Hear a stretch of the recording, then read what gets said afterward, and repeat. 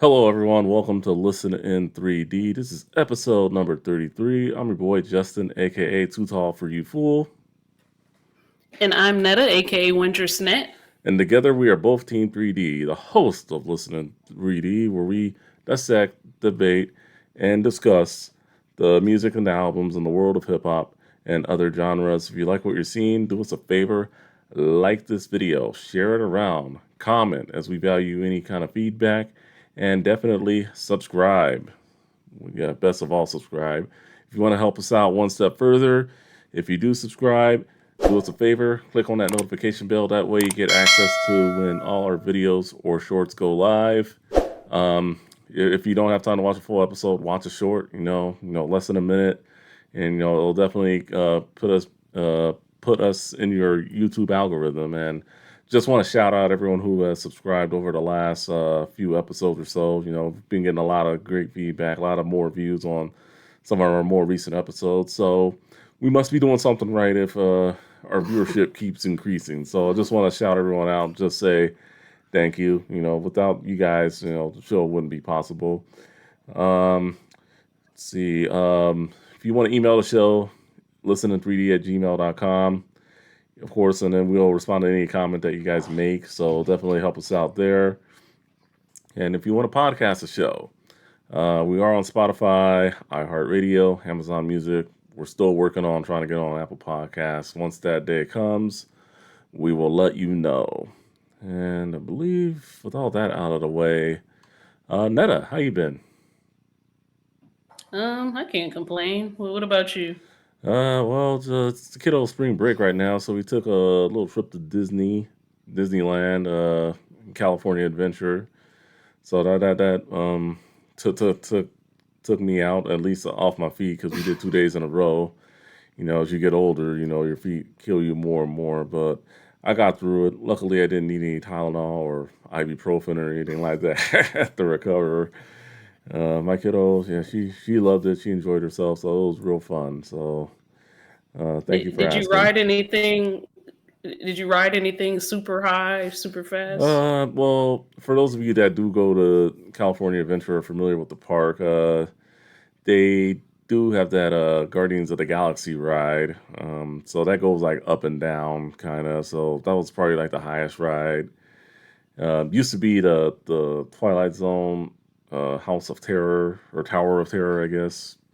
So they changed it there. I'm not sure what it is over in Magic Kingdom over in Florida, but yeah, but I mean, I would have to say that would probably be the highest ride I went on. That and then that Incredible roller coaster over in Pixar Bay or whatever they call it. So based on the There, Incredibles there line. was actually there was actually a Tower of Terror in Disney World when I went way, like probably 1998 or nine or something like that. So I Yeah, didn't know they had similar rides. yeah. It did years later. I believe that's the one in Hollywood Studios, actually, the one in Florida. But because I went there a few years ago myself, I think it's still the Twilight Zone. So Oh, yeah, so that's what I've been up to. Just enjoying the kiddo spring break. Took a little time off work, so that's always good. So anyway, this episode's today. So we're gonna take it to Houston, Texas today with some of those boys from the Fifth Ward. I would suppose you want to get into what we're talking about today, Netta. yeah, so today we'll be talking about the Geto Boys, We Can't Be Stopped. It was released July 9th, 1991. It was their third studio album. It was certified platinum. It peaked at number 5 on the R&B and hip hop album charts and number 24 on the Billboard Top 200. It had one single, Mind Playing Tricks on Me, and it had music videos for that and Ain't With Being Broke, and they had no guest appearances.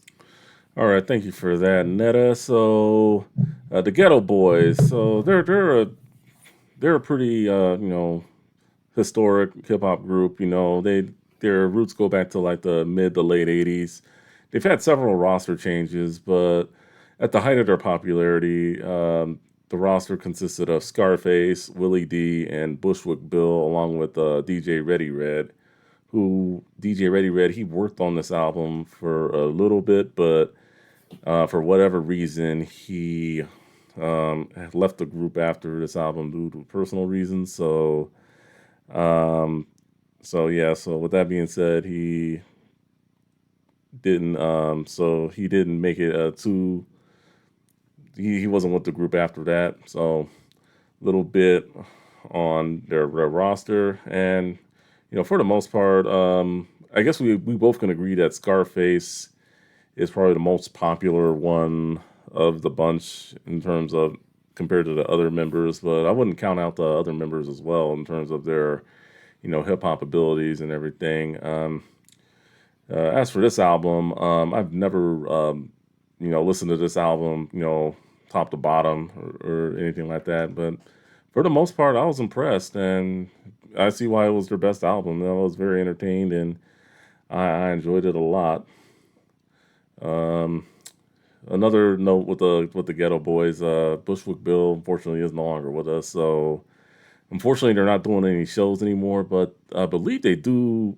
Willie D and Scarface do host a podcast called what's it called? Ghetto Boys Reloaded. Pretty interesting podcast. I've watched it a couple times, so it's a pretty unique podcast, I must say.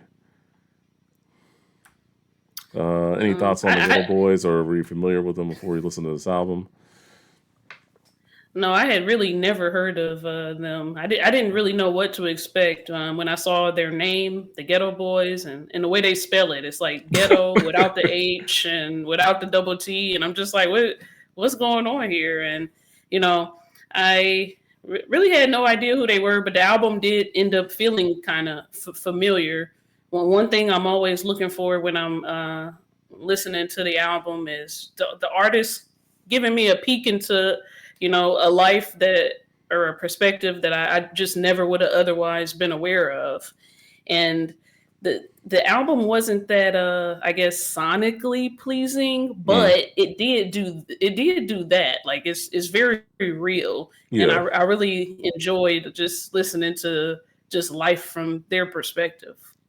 yeah, yeah. The Ghetto Boys, yeah, they do talk about a lot of serious issues on this album.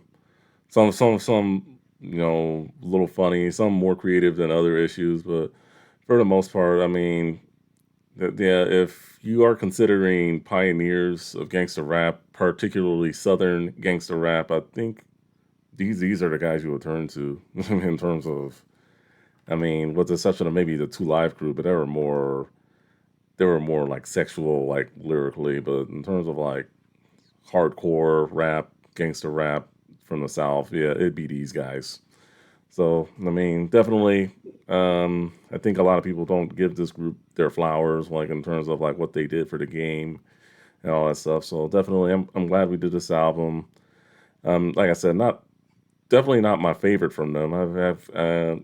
Yeah, listening to their greatest hits and even like albums after. I mean, I kind of do tend to like them a little better, but for the most part, I was entertained, and I think more lyrically is what stood out to me from this album as opposed to like any production or anything like that. Not to say that the production was bad, but we'll get into all that in a sec though.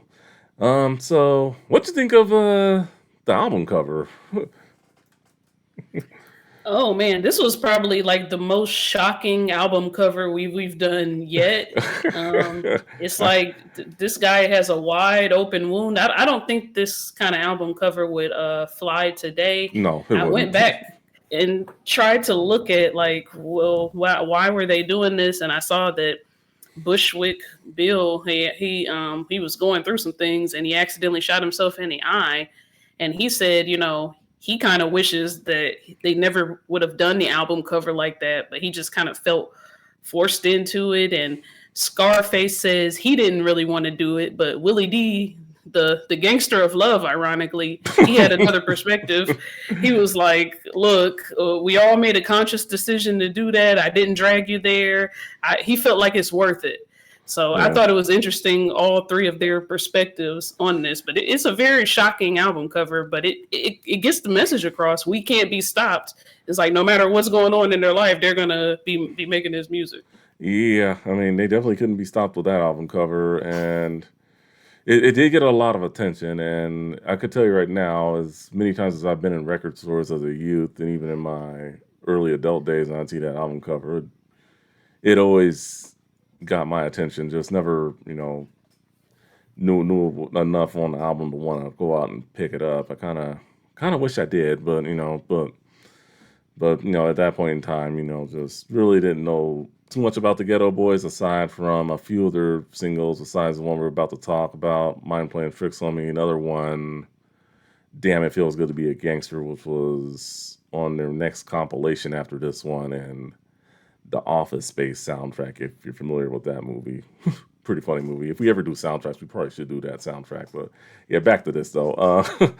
Um, yeah, but it was pretty graphic. And then just I guess he got in a fight with Bushwick got in a fight with his girlfriend or something, shot it in the eye, and yeah, he says he regrets doing that album cover.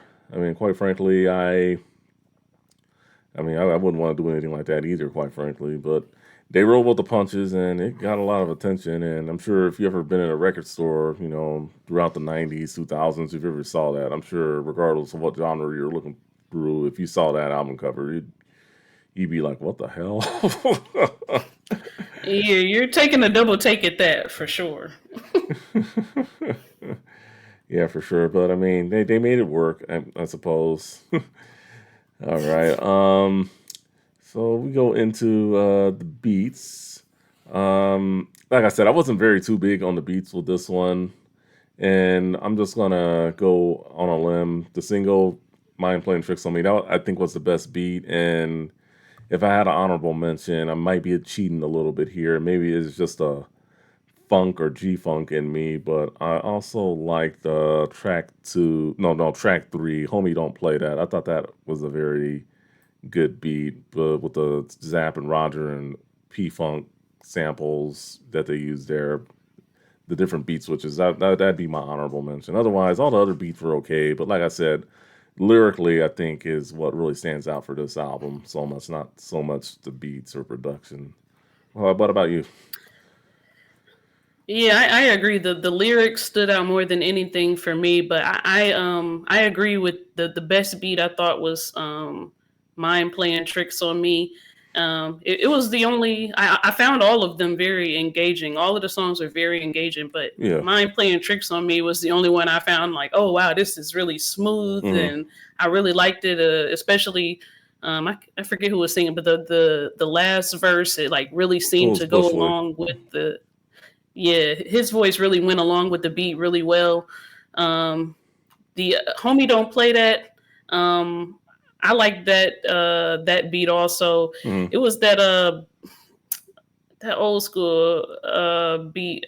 I forget what it was called. Zapp and Roger. No, not I heard that part too when he's like, now Oh, wait a minute, but it's another one. George Clinton and the P Funk All Stars. I think that's what you're thinking of. I can, Yeah, when I they're can, saying, oh, oh, oh, oh, oh, yeah, that one. yeah, yeah. I can send it to you later. But yeah, I mean, like I said, I'd be cheating a little bit because technically they were very sampled beats that they really didn't make their own. It was just like we're just gonna switch it up and rap over it pretty much. But I mean, it sounded good, to say the least. Yeah, it did. It did. Those were the best ones, though. But like you said, it was more what they were saying than like the sound of it. I Yeah, guess you could say. yeah. I mean, I would say not to say that this is the worst produced album that we're talking about, but I mean, beats wise, I mean, I think it's probably bottom of the barrel in terms of what we've done so far. I mean, there are a lot of stuff we listen to on the show that have way better beats than on here. So, like I said, people don't come to this album if you're looking for some great sounding beats. I would say that, but it's a great album, though. It's a great album. All right. Yeah. Oh, I found it. It's funkadelic, Uh-huh. not just knee deep. Oh That's yeah, the one that where they're one. saying, "Oh yeah." That I really like that one. Maybe just because it was familiar, but it was Yeah, pretty good. yeah. It was a whole grip of samples in it. Yeah, since we're on the subject of beats, Homie Don't Play That. It had Not Just Knee Deep by Funkadelic, More Bounce to the Ounce, Zapp and Roger, The West Coast Pop Lock by Ronnie Hudson, Atomic Dog, George Clinton, Pump It Up, the P Funk All Stars, and So Rough, So Tough with Roger Trout. Yeah, they really went in on the P Funk, Zapp and Roger Was this sound there. bef- was this before they had to like ask the artists for Uh, permission? I think it was still like kind of a gray area back then, but this was like definitely before G Funk became a thing. So I mean, but yeah, just I'm sure if they were able to use it, I'm sure they didn't pay as much as because I'm sure like today you'd be paying a grip now for having to sample something like that. Oh, especially with six different samples, that's a lot. That's a lot. Yeah. Yeah, so let's move on to the single on this album, "Mind Playing Tricks on Me." I want to know what you thought of the song in terms of delivery, everything. Yeah, I thought this was the best song on the album. It was one of my favorite songs. They're kind of joking in it, but it's kind of serious Yeah, too. Scarface is talking about how his paranoia, somebody trying to kill him. He's even paranoid of his woman. Um, he's talking about suicide, and then Willie D. He's so paranoid about somebody trying to kill him that he got scared by three blind, crippled, and crazy senior citizens. He has his hand on the trigger about to kill him until he realizes, oh, these are just old people. And like I was saying before, Bushwick Bill, I liked his voice the best on this song because his voice just seemed to match the beat. And I like the story that he told, how yeah, he's robbing trick or treaters. He's confronted by a 7-foot cop, and then they start beating up the cop, and then all of a sudden the cop disappears and Spears. his boys disappear, and he Yeah, realizes he's just punching the cement on the ground or yeah, punching the concrete. concrete. So I Yeah, thought it was a very interesting song. yeah. I mean, definitely a great song. I mean, I like I think all four verses. One of the things I do like about the Ghetto Boys and some of their song structures going into some of their later stuff as well. Like this song, along with "Damn It Feels Good to Be a Gangster," 6 Feet Deep. They go four verses. Scarface primarily rapping like two verses, which I think is pretty cool, pretty neat. I think that's where the formula where Bone Thugs and Harmony got their structure from them. So yeah, one of the first groups that I ever seen to actually do that. So thought that was pretty cool. But um, yeah, definitely Scarface. His verse was definitely more off of Paranoia, and then Willie D, especially if you watch the music video, like just him driving and yeah, and then going back to Scarface, and then yeah, probably the best verse on the whole song, definitely the last one with Bushwick Bill, and his voice, he does have a really good voice, and I think his voice does flow really well with the beat. And I don't know if you ever got a chance to listen to the radio version of this, but I think the radio version I think can actually rival the original Dirty version. I think just all four verses, Really? yeah. I think all four verses can. I think the rhymes were just better in the radio version.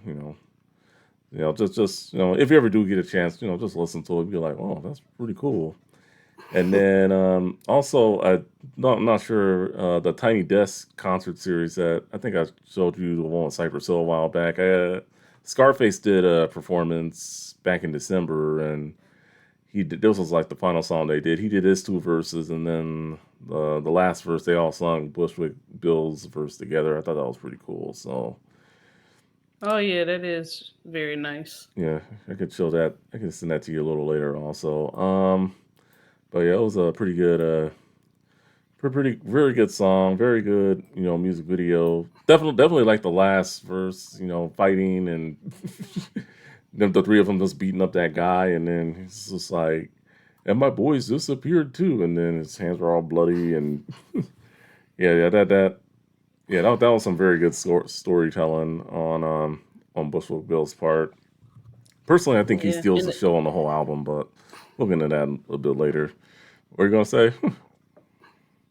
I was just gonna say the stories that they're telling on that song is the video was very on the nose. Like they're pretty much acting out every single lyric that's Hmm. happening. Yeah, you don't really see that too much in music videos, especially these days. But them acting out what was going on, and Right. yeah, so got to give it up to them there. And the fact that this went platinum with this one song alone tells you how deep and very good this song is. So, guys, if you ever get a chance, listen to "Mind Playing Tricks on Me." Very good song. Not from the Ghetto Boys, but just all of hip hop in general. Just definitely check it out. Um, so we go to the next song, not a single, but it had a music video, so we'll talk about it. "Ain't With Being Broke." Um, so I thought this was it was an all right song. One cool thing about this album was they had three songs they did together, three songs that they did each solo. So this was one of the songs they did together. Of the three songs they did together, this was probably my least favorite, even though it had a music video. Um, one thing that stood out to me, at least from Bushwick Bill's verse, he said this at this one part: "In the kitchen every night, I would see rats and roaches eating better than me. There was no Thanksgiving. They say I'm a fool for thanking God for living." Yeah, I thought that was kind of like really stood out to what people were probably going through during that time, especially if you're seeing like roaches and rats and ants, eating better than you in your own home. Yeah. That's a bit of a problem. Kind of hits close to home for for some people I know, not me in particular, but just I'm sure there a lot of heartbreak goes into what people were going through during that time. Any thoughts that you have on the song? Yeah, I thought the way that Willie D started it out, he's like, I'm tired of my mama busting her ass for other folks getting nowhere fast, while the hoe on the corner gets more money selling ass. Oh I'm like, yeah. oh, kind of like, oh, wow, that's that is kind of messed up in a way. You know, people Yeah. go to work, especially. I don't know if he's talking about maybe his mother is, you know, I know my grandma was like a person who did went and did people's housework back in the 60s and 50s. I don't know if Mm. he's saying going to, work for other people and stuff. And then you see other people trying to make the fast money and, it's very tempting. He has to watch his mom go to do this hard work and then, watch them get the fast money. So, it's very hard to watch that. And the chorus when they're saying money, more money, got to get my hands on some. I did like the chorus. And then Scarface says, "I tried to do the right things, major, but they didn't put food on the table." Hmm. So yeah, Yeah, yeah, it's just hard. They added like a humorous element to it, but it's also kind of jarring. yeah. They try to make it. Yeah, you can kind of tell in the video too. They try to make it a little. Well, obviously they cleaned it up a little bit in terms of lyric wise, and then try to make it a little humorous. But yeah, but it's like if you really read what they're saying, listen to what they're saying, it's kind of not. Yeah. Did you think the special effects on the video were pretty good? I thought they were pretty good for that time. Yeah, they're okay. I'd probably have to watch it again. I literally only saw it once. I was just like the it wasn't. I mean, it hasn't. I think the version I sent you wasn't like edited to like hasn't been like remastered or anything. So it wasn't. I don't think it was the worst video we've seen. I mean, the videos were pretty decent for the most part between this one and Mind Playing Tricks on Me. And definitely, they stayed away from the black and white. Yes, I had to throw that out there, but but I mean, it was all I right. I'd have to watch the video one more time just to check it out. I liked how they had like a silhouette of a woman dancing, but instead of like a black silhouette, it was like fire Uh-huh. inside of the silhouette. I thought that was cool. And I liked on the video how they had the woman like playing I think she had a trombone or a trumpet or something, and she was just like going off on it. So I liked it. All right. Cool. So that does it for the music video and singles part. So, what three songs were you going with besides mine playing tricks on me? What were your other two favorites? Because we... I it's hard for me to choose um which one I'm gonna make my honorable mention, but fuck war, we can't be stopped, and I'm not a gentleman. all right, all right. So those are your three favorites. Along with mine playing tricks on me, but I guess I'm not a gentleman could be the honorable mention. All right, we were very close. Mine playing tricks on me, and if you do listen to this album, and if that song's not your favorite song, then it's one of these albums. What's wrong with you? But the other two I'm going with, and it was very close to "Fuck a War" and "Chucky." Yeah, like I said, Bushwick Bill, I think, really stole the show here on this album. We Can't Be Stopped, and I'm Not a Gentleman were honorable mentions.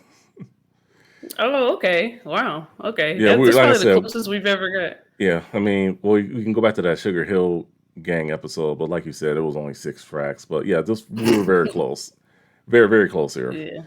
All right, so let's talk about "Fuck a War." This is a very interesting song. I figured this would get your attention, considering you like to follow politics and all that stuff. Little side note about Netta here, but um, yeah, I mean, I like the beginning of the song where whoever's sitting up Bushwick Bill from the recruiting office or whatever, you've been drafted into the United States military, and then he's just like, "Fuck a war, fuck this," and then just gets on going off on just about the not wanting to join an army camp or any other military branch, and goes off on Bush, playing golf, and like, why you drafting all of us to go to war about some, like, I don't want to do this, and it just you hear a song like this and it gets you to thinking, like, what they were doing in the '60s, drafting all these guys to go to Vietnam or whatever.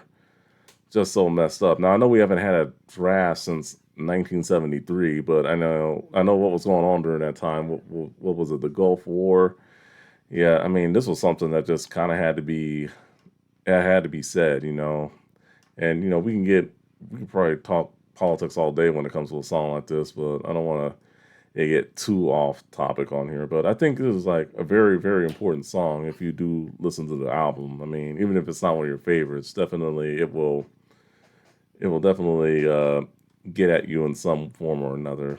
Um, what are your thoughts on this? I know you have a lot. Yeah, I really liked it. I thought he like really went into depth on like a few things. He like kind of named all the reasons we shouldn't go to war. He's like sending a nigga to the desert to get killed because two suckers can't agree on something. 1,000 motherfuckers die for nothing. Like, well, true. And I liked what he said about Bush too. I ain't getting my leg shot off while Bush old ass on TV playing golf. Yeah, And then he said something kind of interesting and a little bit contradictory. I felt he's like, a nigga will die for a brawl, but ain't fighting behind no goddamn all. So, and he said, Bush, I ain't your hoe. I thought that yeah, was really funny too. And then he talks about the conditions of war. hmm, Soldiers don't know what they're doing. They really don't know what they're doing out there, and they're getting killed just with stupid accidents, and eat shit out of a can like a worm. yeah, Every day you wear the same uniform, sores breaking on my funky ass feet, skin crawling because I ain't took a bath in weeks. And then he talks about how a soldier, the internal struggles a soldier might have, not knowing if I'm coming home or not, and if I do, I'll probably be shell shocked. yeah, And then he talks about if you manage to get home from the war, yeah, you can't get a job, just a burial. You know how Uncle Sam treats his veterans, and you might get a star, but what the fuck does that really matter? So I thought he really went into depth on those things, and I really liked it. yeah, yeah. I mean, definitely. I like how he does talk about POWs getting hung. Another part on the third verse, I liked how I mean, I'm not sure about gas prices where you live, but he talks about, the gas prices, fighting for oil, all that shit. And it's just like, yeah, I mean, it really hit close to home. And it's like, I mean, I know it was made in what, 91, but I think a song like this is aged pretty well in terms of, political issues. I mean, it's fair to say. I mean, Yeah, I think especially if you look at like Vietnam, that seems like when people first started to be like, "Wait a minute, why the fuck are we doing this?" yeah, And, at that exactly. time, by the 90s, they're like, "No, really, why the fuck are we doing this?" And now people are like, "Fuck war," like it. Yeah, I think it's been a slow progression, but I think that's good. Maybe in 400 years when we're not here anymore, it'll just be like oh my god, we don't do things like that anymore. yeah. Hopefully. Hopefully, you can only So hope. I mean, I know for me, yeah. like around the time 9/11 hit, I was a junior in high school, so when I was a senior, I think there was a little fear that there was going to be a draft. I mean, luckily, I had friends in high school who had dudes in the military who, they were like, there's way too many people in the military now. There's not going to be a draft, but, but definitely, it's just one of those things you gotta do when you turn 18, register. But I even heard though too, like they call like the 18 and 19-year-olds in last. So I mean, I wouldn't have been the first one drafted anyway, even if they were to do a draft. But I'm past that age now where they would even draft me or anything. But I mean, I think it was just so like I think back like the people who who got drafted had to go over there. It's like either go or go to jail or move to Canada. I mean, it was pretty much were your only options. Like, Yeah, my grandfather was in college during, I think it was Vietnam, and they just took him. I think he's been a little bitter about that ever since. Like he mm. had to leave college to go fight the war. Yeah, that's Uh, what I didn't like. The fact that you're in college. It would have been one thing if they weren't in like college or something. It's like, all right, they're just working at a auto shop. Just they can go, but drop in your education to go do that. Like, really, like kind of fucked yeah, up if you think about it. yeah, it's really messed up. Yeah. Any other final thoughts on fuck a war? No, I concur. I'll say I concur with Bushwick Bill. All right. So, and then what was your other favorite? Were you going with "I'm Not a Gentleman" or "We Can't Be Stopped"? It's really a toss up, but "We Can't Be Stopped" is going to be my favorite, and the other one to be an honorable mention. All right. So, one of the things I liked about "We Can't Be Stopped" is how they just really flowed together. I mean, it was my second favorite song with them, with all three of them together. Obviously, "Mind Playing Tricks on Me" was the top one, but I mean, they did really really well flowing together in Yeah, this song. I felt like when I was listening to him, I'm like, God, these guys were like canceled in the '80s. He's Yeah, like, they were. in this song and the whole album really felt like a response to it. They were like, we didn't have any interviews, no radio, no talk show, no music videos. The promoter canceled their tour, and we're still in the top 10. And I like when he says, "None of that Mimi rapping. We let you motherfuckers know what's happening." Yeah, And he's kind of indignant. He's like, it's on the news every hour. Why can't I talk about it?" He sounds really like yeah. indignant, and I really liked it. And I liked how he's talking about being from the South, and you don't have to be from New York to be a rapper. Anyone can make it. They got heart.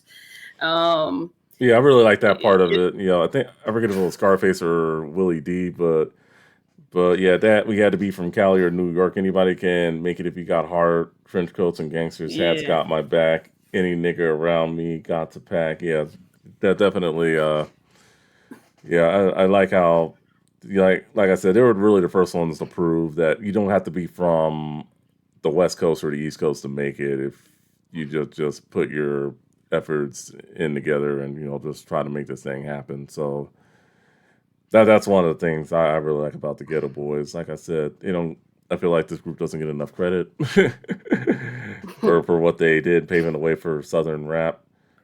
Because I feel like without them, you wouldn't have had UGK or Outkast or any of those guys. I feel. I mean, that's just my opinion, but it was a good song though, in terms of like the way they flowed and pretty much how they just attacked, just their haters and everything, and everything that had been going on. So Too bad it, Yeah. yeah. Too bad it couldn't be a single, but too bad it only had one single, really. But I mean, Right. And I wonder, was that a result of just I don't know what word to say besides cancellation. I know it wasn't relevant back in the 90s, but I don't know if it censor, was a result of that. censor, maybe. I don't Yeah. know. Yeah, Yeah. yeah. And then last song, Chucky. Again, Bushwick Bill. Like I said, he stole the show here. So I gotta ask, are you a fan of the Child Play movies, Chucky? I do like Chucky. I'm really not a horror person at all, but I do like Chucky. Okay. Well, I mean, I figured I had to ask. I know we talked about it several episodes back with Freddy Krueger and A Nightmare on Elm Street when we did DJ Jazzy Jeff and the Fresh Prince's album there. But yeah, this was a good song for the most part. I feel like they sampled the movie very well.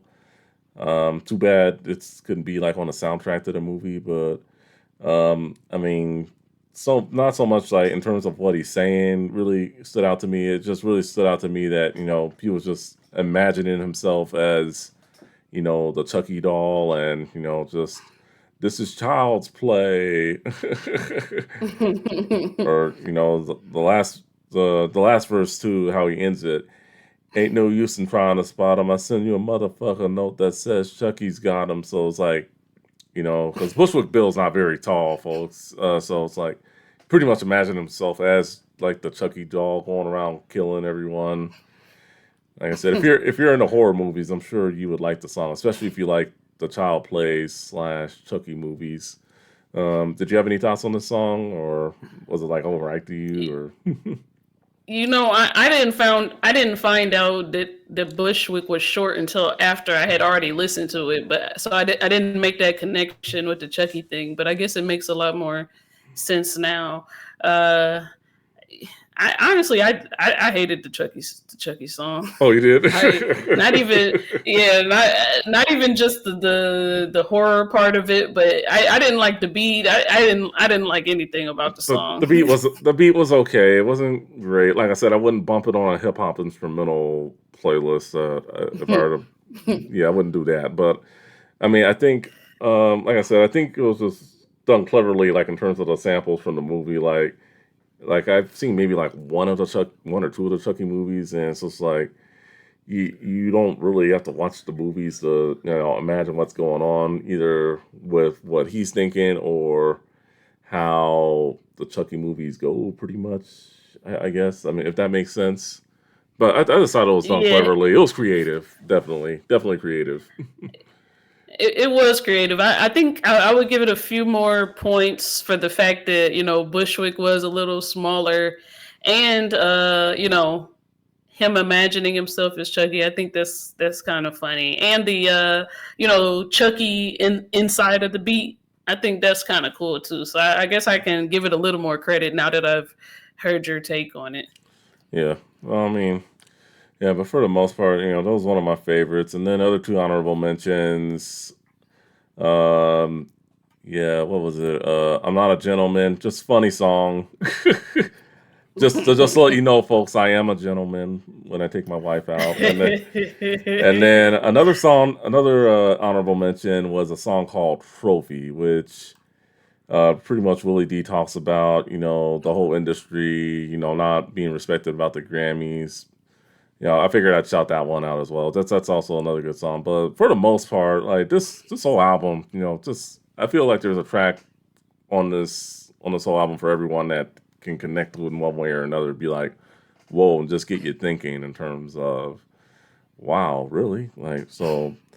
Yeah. One thing about I'm Not a Gentleman, I thought it was interesting how he's just like he considers these gentlemanly acts to be like kind of devaluing in a way. Like, you're not going to treat me like a dog. I'm not going to open these doors for you, getting up for you, and all this kind of stuff. It's kind of, I mean, when I thought about it, I'm like, this might be a song about gender equality. If you really think about it, you say, your pussy ain't more important than my dick. And then you say, I'm not getting up on a bus for you. I don't care if you're 9 or 99. and I don't give a fuck if you ain't got a seat. My feet hurt too. You're no better than me. So I mean, maybe it's about gender equality. I thought it was, for the most part, it was just trying to be funny. It was a funny song though. Like, maybe he also could have been talking about, difference between a lady and a hoe. Just Yeah. The very first thing he says, ladies first, who the fuck made up that shit? 9 times out of 10, it was a bitch. And that was pretty funny. Yeah, but overall, great album. I would have to say one track I did not like was the Punk Bitch Game. Sounded like it was just something they do at their concerts. That it seems like a lot of artists did something to that magnitude at their concerts during that time, and they put it on their album for whatever reason. But I didn't really care too much for that. But otherwise, all the other songs on there were, for the most part, really good or great. Yeah, I thought that punk bitch thing that was like the silliest track I've ever heard in my life. It was kind of funny though. Like It was a ladies little say, fun. don't Yeah. don't call me a bitch, punk. Don't call me a punk, bitch, punk, bitch, punk. Like, just something to get the people going, I Yeah. guess. Yeah, just something they do at their shows. All right. So there were no album cuts or expansions, but there is a chop and screwed version. So if you'd like to hear albums or songs in slow motion, definitely check it out. They also have a few of their other albums in chopped and screwed slow motion as well. So pretty Do interesting. you like chopped and screwed generally speaking? Uh, it depends who it is. I mean, Bone Thugs and Harmony, their greatest hits is chopped and screwed. I listened to a few of their songs on this album in particular, Chopped and Screwed. I would just say if you're gonna listen to the Geto Boys Chopped and Screwed, just listen to their greatest hits, Chopped and Screwed. That sounds a lot better, but that's just me. With how fast those Bone Thugs speak, they're probably the perfect people to be chopped and screwed. Yeah, a lot of people do like their them Chopped and Screwed. But yeah, it's out there. It's on streaming, folks. If you guys want to check that out. All right, so recommendations. What was some popular acts during the time? There are a lot of different directions I could go, but Ice Cube's Death Certificate was one. Public Enemy, Fear of a Black Planet was another one. And then the Two Live Crew, Band in the USA. There were other albums out during that time. Also, a few other shout outs to Ice T. Yeah, he's the only one I really think of at the time. Yeah, Icy also had another good album out as well. So definitely check that out, along with the rest of Willie D, Bushwick Bills, and Scarface discography. Definitely some great music there. So closing thoughts on this album. Would you recommend? Yes, I think I would recommend it. I mean, it's a very interesting album. They talk about everything from like war to racial discrimination at the Grammys, dark thoughts, Hmm. manners, poverty, and they even managed to get a quickie in. Oh yeah, It Quickie. was That was a funny song. silly. Yes, it was everything. It was silly. It was dark. It was funny. It was scary. It was relatable. It was unrelatable. It was very provocative, if nothing else. So I would recommend it. Yeah, I'd recommend it too. I mean, great album, great gangster rap album. It went platinum. Yeah, and you can get all the above seriousness. You can get some dark stuff in there, some scary stuff, and of course a little bit of their sense of humor as well. So definitely very very good. Taking any tracks from this album back to your playlist? Yeah, mind playing tricks on me. I'm gonna take that back. Well, Mind Playing Tricks on Me and Chucky are songs that are in my rotation. Any additional songs I'll take back? Definitely We Can't Be Stopped. Um, Fuck a War. That was a really great one. I'm Not a Gentleman. And probably Trophy. I like Trophy a lot. And maybe just for I laughs think and kicks, Quickie.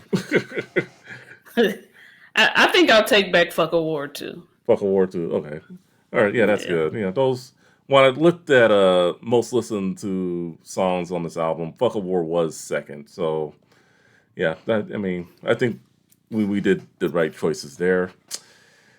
All right, guys. So you heard what we thought of the Ghetto Boys. We Can't Be Stopped. Let us know what you guys think.